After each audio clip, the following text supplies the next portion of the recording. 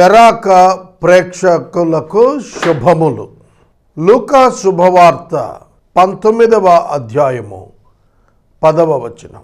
నశించిన దానిని వెదకి రక్షించుటకు మనుష్య కుమారుడు వచ్చెను. ఈ వాక్యము మీ గమనంలో నశించిన 7 యేసు రక్షించిన విధానం జ్ఞాపకం చేస్తున్నాను.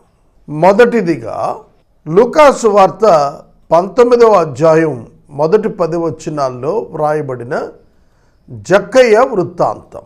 జక్కయ్యను గురించి పాపాత్ముడైన మనుష్యుడు అని వ్రాయబడింది.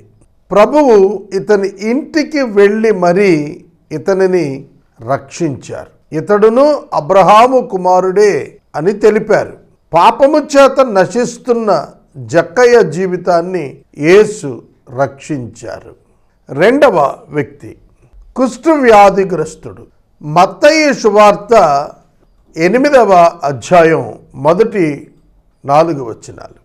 యేసు కొండ మీది ప్రసంగం ముగించి క్రిందకు వచ్చినప్పుడు ఒక కుష్టు వ్యాధిగ్రస్తుడు యేసు నద్దకు వచ్చాడు. నీకిష్టమైతే నన్ను శుద్ధినిగా చేయుము అన్నాడు. యేసు అతనిని ముట్టి శుద్ధినిగా చేశారు. కుష్టు వ్యాధి చేత నశించిపోతున్న అతనిని ప్రభువు రక్షించారు, స్వస్థపరిచారు. మూడవ వ్యక్తి 12 సంవత్సరాలుగా రక్తస్రావము చేత బాధించబడుతున్న స్త్రీ. లూకా సువార్త 8వ అధ్యాయం 42 నుండి 48 వచనాలు. ఈ స్త్రీ తన ఆస్తినంతటిని సంపూర్ణముగా తన స్వస్థత నిమిత్తము వ్యయం చేసుకుంది. రక్తస్రావము గల స్త్రీ సామాజికమైనటువంటి బహిష్కరణకు గురవుతుంది. ఆమెకు వైద్యుల చేత తిప్పలు పడినా స్వస్థత రాలేదు. ఆ కారణం చేత ఆమె ఎన్నటికీ కూడా సమాజంలో కలవలేక నశించిన స్థితిలో ఉంది. ప్రభువు యొక్క వస్త్రపు చెంగును ముడితే బాగుపడతానని తలచి అలాగున చేసి ఆమె స్వస్థత పొందింది. ప్రభువు ఆమెను రక్షించారు. నాలుగవ వ్యక్తి యోహాను సువార్త 8వ అధ్యాయం మొదటి 11 వచనాల్లో వ్యభిచారములో పట్టబడిన స్త్రీని ప్రభువు యొద్దకు యూదులు పెద్దలు చిన్నలు తీసుకుని వచ్చి ఆమెను రాళ్లతో కొట్టి చంపాలి అని మోషే ధర్మశాస్త్రం డిమాండ్ చేస్తోందని చెప్పారు. ప్రభువైతే మీలో పాపము లేనివాడు మొదట రాయి వేయండి అని చెప్పారు. ఆయన నేల మీద వంగి ఏమో వ్రాయుచూ ఉన్నారు. చిన్నల మొదలుకొని పెద్దల వరకు ఆమెను శిక్షించకుండా రాళ్లు ప్రక్కన పారవేసి వెళ్ళిపోయారు. ప్రభువు ఆమెతో నేనును నిన్ను శిక్షించను అని చెప్పారు. ఆమె ప్రాణాన్ని రక్షించారు. ఆమె ఆత్మను ప్రభువు రక్షించారు. ఇక పాపము చేయవద్దని ఆమెకు సూచించి పంపారు. ఇక 5వ వ్యక్తి మార్కు సువార్త 5వ అధ్యాయం మొదటి 20 వచనాల్లో సేన అను దెయ్యము పట్టిన ఒక వ్యక్తి, 6000 దెయ్యములు పట్టిన ఈ వ్యక్తి తనను గాయపరుచుకుంటూ సమాధులలో నివాసం చేస్తూ ఉండేవాడు. తనకు వేయబడిన సంకెళ్లను తెంపివేసుకుంటూ అతడు బిగ్గరగా కేకలు వేస్తూ సమాధులలో వాసం చేశాడు. ప్రభువు అతనిని స్వస్థపరిచారు.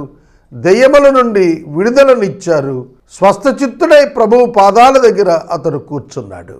6వ వ్యక్తి హంతకుడైన సౌలు. అపోస్తుల కార్యముల గ్రంథము 9వ అధ్యాయం మొదటి 9 వచనాల్లో స్టెఫెనును చంపించినటువంటి సౌలు అనేటువంటి యవనస్తుడు క్రైస్తవ సంఘాన్ని హింసించి చంపటం కొరకు తాకీదులు పొంది దమస్కు మార్గాన వెళుతున్నప్పుడు ప్రభువు అతనికి ప్రత్యక్షమై అతన్ని రక్షించారు. నరహంతకుణ్ణి రక్షించారు. ప్రభు నశించిపోయిన నరహంతకుణ్ణి ప్రభువు దర్శనమిచ్చి మరీ రక్షించి అపోస్తులునిగా మార్చి పరిశుద్ధ బైబిల్ గ్రంథంలో అతని చేత 13 పత్రికలు వ్రాయించారు. ఇక 7వ వ్యక్తి శిలువ మీద గజదొంగ. లూకా సువార్త 23వ అధ్యాయం 39 నుండి 43 వచనాల మధ్య శిలువపై ఆయన కుడి ఎడవల శిలువ వేయబడినటువంటి బందిపోటులలో ఒకడు.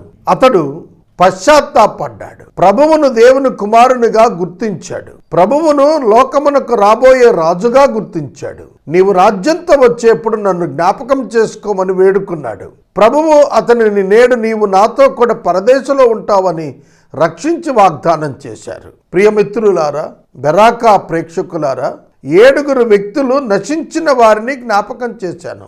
నశించిన దానిని వెతికి రక్షించుటకు మనుష్య కుమారుడు వచ్చాడు అంటానికి ఈ 7 దొరికినటువంటి స్వస్థత, రక్షణ మనం ప్రస్ఫుటంగా చూస్తున్నాం. అవును, ఈ వాక్యము సత్యమనుటకు వీరి జీవితాలు ఆధారం.